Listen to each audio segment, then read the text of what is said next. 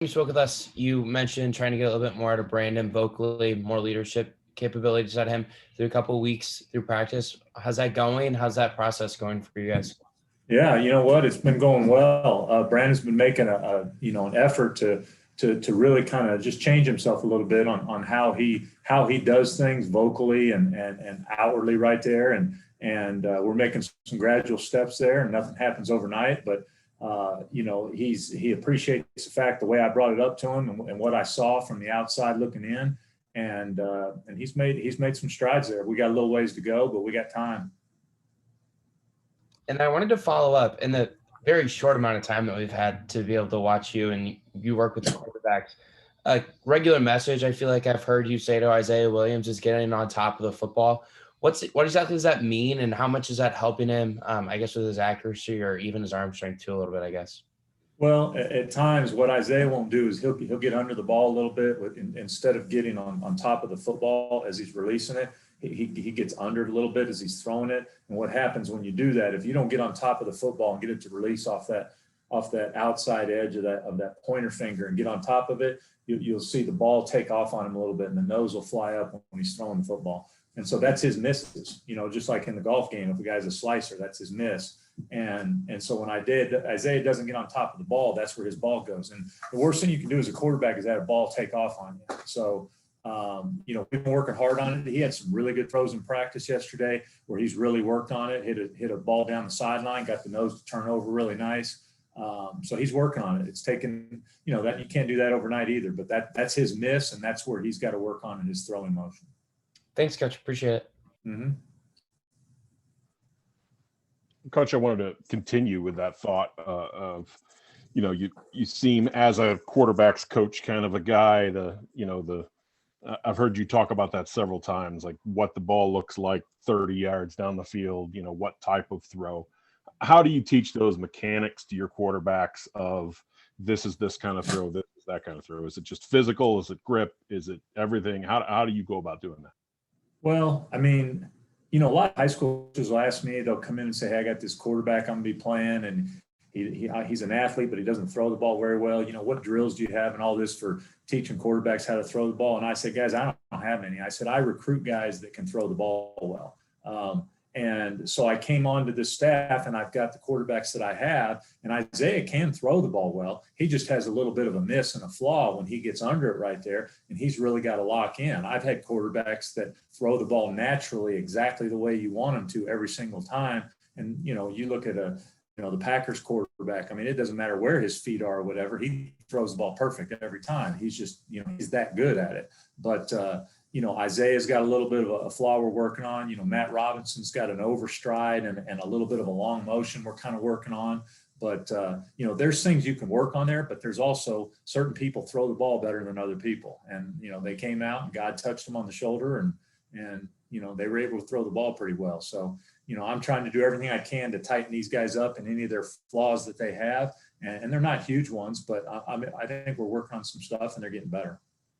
How do you weigh that personally, against a player who's maybe a gamer? There have been college situations where the fourth string kid just isn't throwing it well in practice, but he gets out there in the game and he's making every decision correctly, and he just, understands the flow and everything else. Where he might not have the greatest mechanics, he can lead the offense better. How do you personally weigh that? Well, all that matters is moving the brown ball down the field and getting in the end zone, really. I mean, that's what matters. And that's what I believe in. And I'm going to do everything I can to help them with their individual trade in throwing the football. But I tell them all the time, I love everybody in my room, but whoever makes that brown ball go down the field the best without turning it over and gets it in the end zone the most, they're going to be the quarterback on Saturday, for Illinois. So that's everything, to be honest with you. It's a great question. I'm always working, I'd love to have a quarterback that's got the best release in the world, the quickest release, the biggest arm strength, can run the fastest. You want all that. But what you need is somebody that runs your offense and gets the ball down the field and puts it in the end zone. And one last question that the fans are always wanting names to come out of spring practice, who's surprising, who's put on the weight, who is, surprised the new coaches and making a press for the first string, all that kind of thing. Can you give me any names that have surprised you this spring? Anybody who's kind of sticking out on the offense that has really shown up and accelerated the spring? I mean, we've had a lot of guys that have showed up, and I guess it's hard for me to say someone surprised me just because I haven't been here. But at the quarterback position, Brandon and Isaiah have both practiced really well. They've taken a lot of snaps with the ones, and they both keep getting better every day. Sure, they have some mistakes, but they're learning from them and getting better. I'm very impressed with Donnie at the wide receiver position. He's made a bunch of plays out there. We've moved him around a little bit.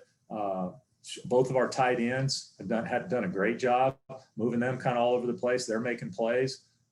We've got 3 running backs. They're all making plays in there right now. Excited about all 3 of them. And then the offensive line, we've kind of moved some guys in and out here and there.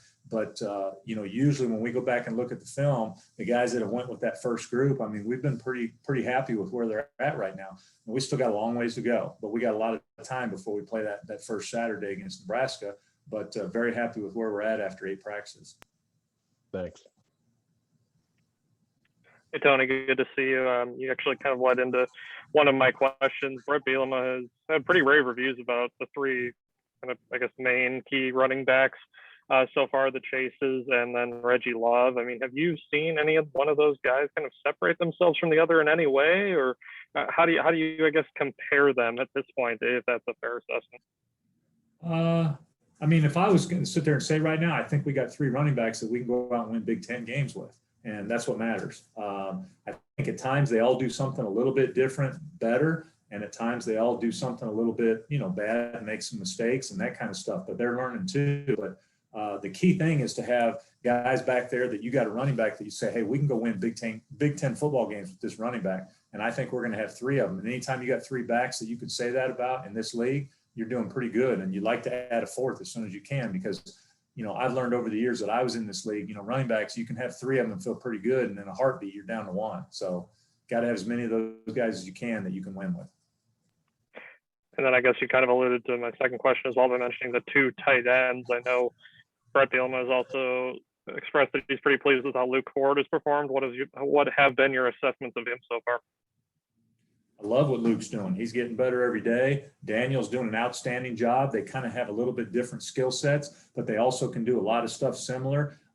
Tip does a great job for us in there right now. And we've got a bunch of bodies. We're practicing a bunch of people, but I would say those 3 guys have been the ones that have went probably with the ones the most and have probably done the best as far as the tight ends, and they're having a good spring and improving immensely. Not only their route running and catching, but also at their blocking, which they're taking very serious. Thanks, Tony. Yep. Hey, Tony, I wanted to zoom in on Chase Brown. He had a good year last year and really his extended time, and it sounds like he's remade his body a little bit, added some weight. What have your been impressions of him specifically? How's he adapting to everything? What does he bring to that room?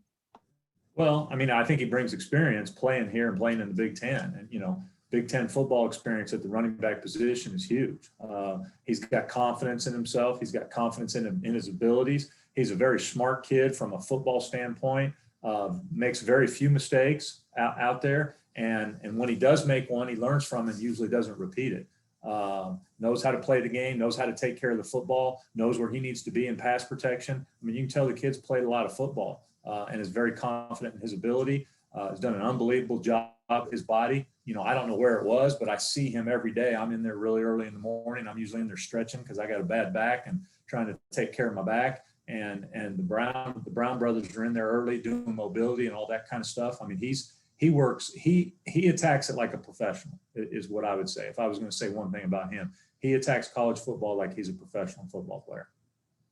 And obviously, I know this is your first year, but some of us have seen this offensive line room that struggled at times to field it too deep, and it looks like you have quite a few bodies over there in that room. What do you feel about the depth of that room and kind of how those guys are coming along?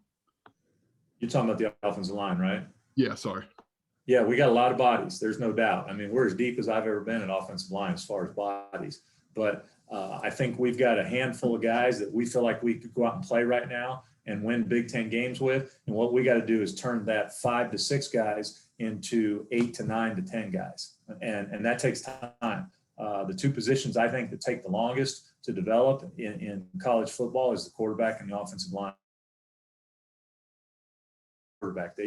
reps and experience means so much to that position. And then if I could get one more, we saw Marquez move to wide receiver, at least for the time being. How big of an adjustment is that for a player? I mean, how long does it take to kind of get your feet under you and you know, maybe feel a little more confident about what you can do with the position, and how is he doing with that? Well, he's doing okay. It's just, it's tough because as soon as you come over there, it's like you're coming over and you're trying to learn a different language, because all of a sudden you're all this verbiage where you got to learn how to line up first. So you got to learn the formations, then you got the motions, then, okay, what am I supposed to try and do? Okay, how deep do I go on my routes? What happens in this coverage? I mean, there's a lot that goes into wide receiver play. So it's like you got a fire hose and it's just spraying at you and you're just trying to survive. So he's doing fine, but you know, that takes time when you switch over. It's not the easiest thing. All right. Thanks, Tony. Appreciate it. Yep. Anybody else have anything?